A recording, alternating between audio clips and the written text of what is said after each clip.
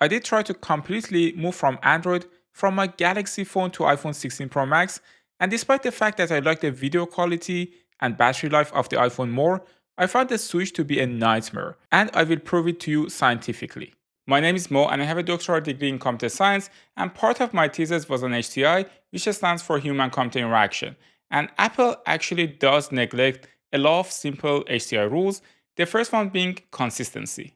In Android, if you want to move back from one screen to another, you have two options. Either you can use gesture navigation and swipe from the right or left side of the screen to go back, or if you are using legacy 3 buttons, you can just click on the back button.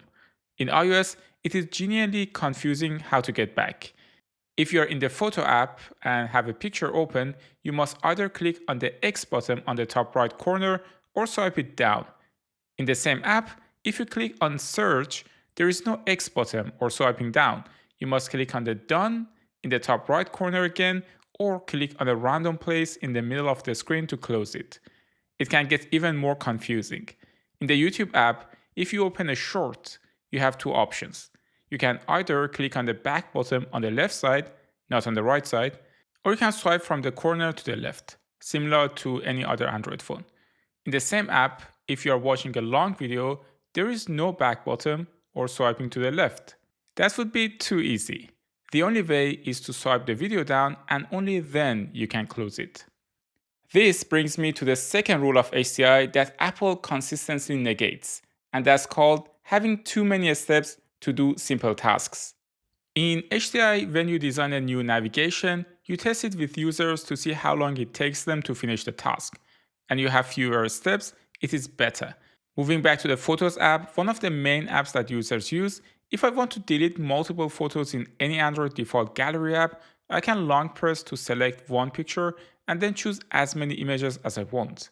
In the iPhone default gallery app, you have to click on this tiny button called Select in the top right corner, and only then can you select multiple pictures. And that brings me to the third usability issue for the iPhones, which is called the fat finger error. And I'm sure if Uncle Chris from the Tech Expert were here, he would make a really good "your mama's finger is fat" joke. Write down in the comments your best "your mama's finger is fat" joke. Staying in the gallery, especially on smaller phones like iPhone 16, I often misclick the search button instead of select. In the App Store, if I want to share an application, I have to click on a tiny button on the left side, which I often click once or twice. It just takes longer because you must focus on where you click and be precise. In general, many gestures and small things are poorly thought out on iOS. For example, if you drag the notification bar down, you can't just pull it back up. You have to do it from down, which puts a lot of cognitive load on the user. I teach my students a great book called Don't Make Me Think. Apple does everything to go against those principles. Staying on the notification bar, Apple is not very good with the keep it simple principle, or as we call it KISS. Keep it simple, stupid. For example, if you want to drag a notification bar from the left side, you will have access to notifications. And from the right side, you will have access to your settings.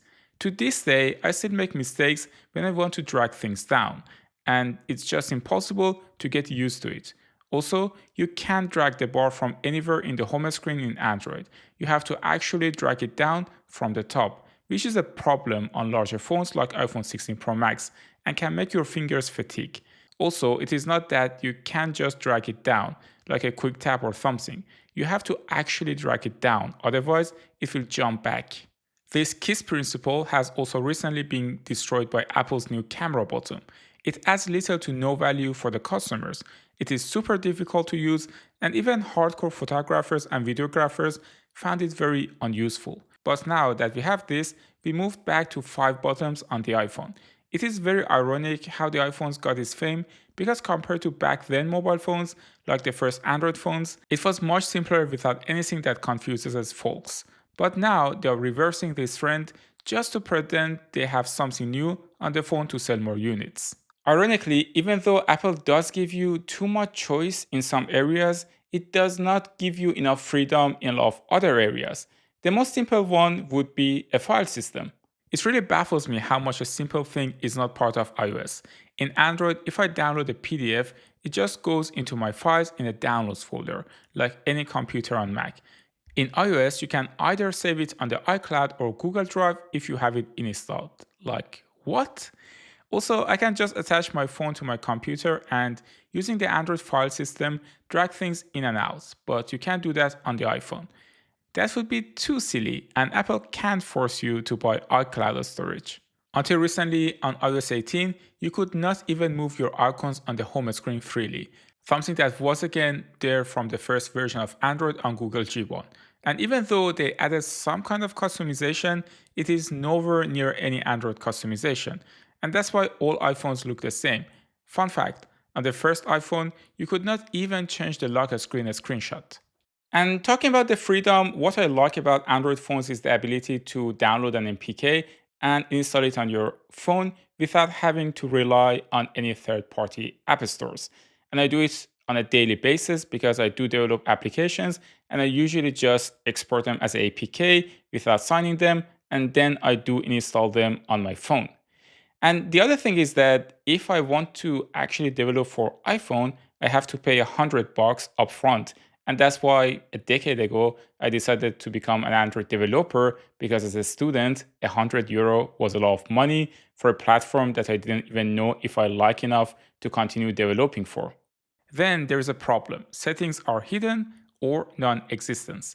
My main issue is with the camera app. In iOS, there is no manual mode or video pro mode. If you want access to shutter speed and other things, you have to download apps like Blackmagic, that to be honest with you, I'm not a big fan of. On Galaxy phones, you have that option on your fingerprint. And I would say on most Android phones that I tested, there is at least some native implementation of that, except for Pixel phones. Also, the camera settings are not intuitive and are mostly hidden. On Galaxy or any other Android phone, you can just find any setting you want in the camera app. On iOS, you have to actually open the setting and go through some gibberish to find what you want. Even the most simple settings like turning on the grid or level or macro control are hidden in the setting and not the camera app itself. The other things that I found very annoyed at is that how everything in the iPhone is quite cluttered and how everybody is actually defending it. The most simple example is that Opened app. I open many different apps and from time to time it just becomes a lot and I don't want it to be there anymore when I swipe. There is no reason for it, I just don't want it to be there. In Apple, you have to close them one by one and there is no close all button. This is super annoying and I'd rather have the choice of doing so instead of giving all the power to the operating system.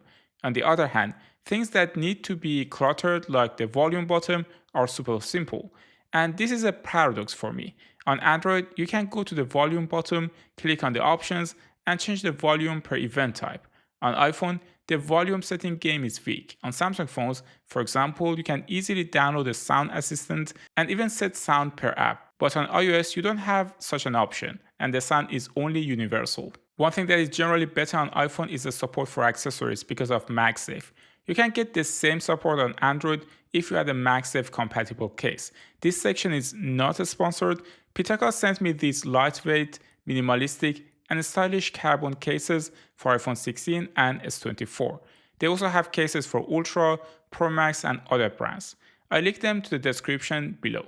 I'm using them on my iPhone 16 and S24 right now, and I'm loving it.